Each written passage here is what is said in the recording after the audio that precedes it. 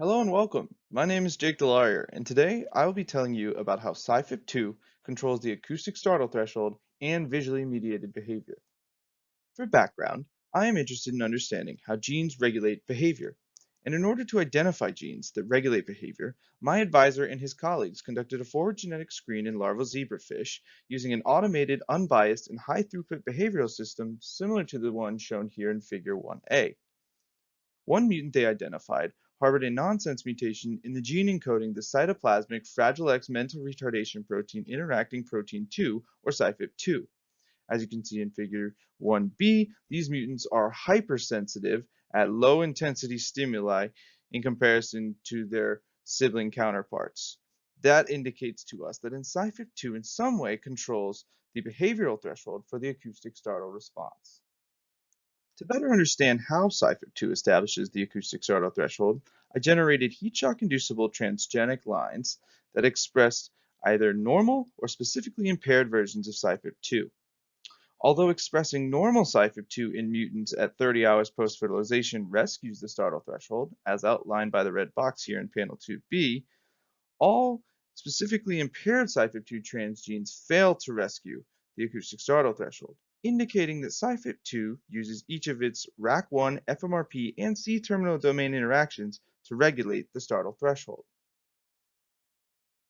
To validate these findings and control for variable levels of induced expression across my transgenic lines, I have also shown that a 15-minute heat shock at 30 hours post-fertilization is sufficient to restore the acoustic startle threshold in cyfip2 mutants, further confirming our conclusion that all of these interactions are important for establishing the acoustic startle threshold. To identify how cyfip2 may regulate the acoustic startle threshold in an acute context, I pharmacologically block the cyfip2 RAC1 induced actin polymerization pathway.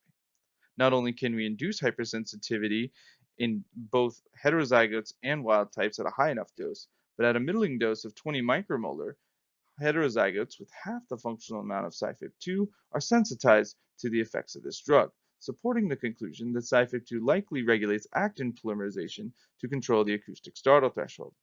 Further, I have preliminary results suggesting we can use a heat shock transgenic approach to acutely rescue the acoustic startle threshold. In short, cyfip2 establishes the acoustic startle threshold via interactions with RAC1 and FMRP, and acutely regulates the startle threshold via ARP23 mediated actin polymerization.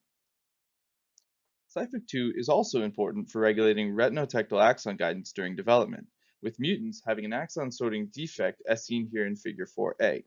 Since not much work has been done to determine whether this defect may influence visually mediated behavior, we conducted several visual behavior assays and have shown that cyfip2 mutants are virtually unresponsive to visually mediated stimuli in both dark flash, light flash, and prey capture assays.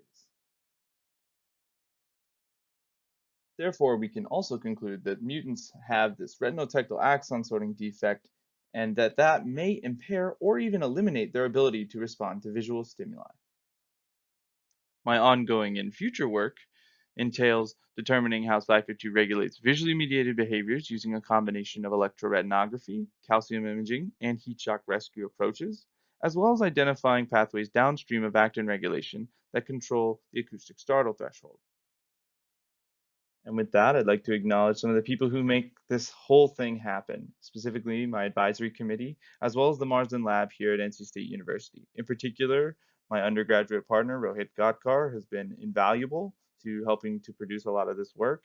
And I'd like to thank you guys for coming to my poster, and I hope you have a great rest of your day.